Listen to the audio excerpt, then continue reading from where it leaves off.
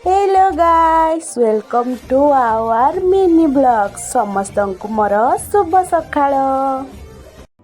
एई पक्षी मानक जीवन भी बहुत दुख ना जेमती कि तांको पई खरा नहीं वर्षा नहीं शीत नहीं तांको टिके भल पाइबा देदेले ना से तुम पाखक पळै आसीबे जेमती कि आम पाखर से भल पाइबा पाइचंती बोली आम पाखक आसुचंती। आज मो बाहरी संस्कारी झीटीए हो जाइछि काहेकि ना मु आज सकाळ उठिके गाधेई मु आज पूजा करी। एइटा आम कुनी ठाकुर घर एइठी आसिके मु टिके मॉइस्चराइजर अप्लाई करथिली मो फेस रे तापर मु टिके सुंदर देखा जाइथिली। देन मु रोसे घर को पळे आस्तिली। आज मु आपण माननकु आलू आ पुटल भजार रेसिपी शेयर करबी। चलो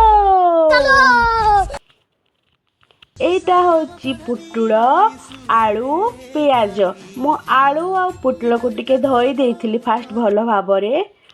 एइटा होची पनकी एइटा ना मु 2 वर्ष लानी काली पूजा यात्रा रो आनीची तापरे भातटी हेतिला भातटी गाड़ी देली आ तापरे मु आलू आ पुटल को काटवा स्टार्ट करली तापरे गैस टी को ऑन कर देली तापरे तेल गरम हो टिके मोर एक्शन करथली।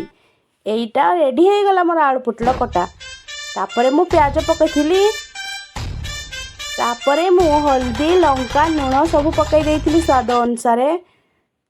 देन मु भजा को पकई देइथिली तापरे मु फोन कैंची को मो भजा को पोड़ी देइथिली। शाबाश बेटा बहुत बढ़िया।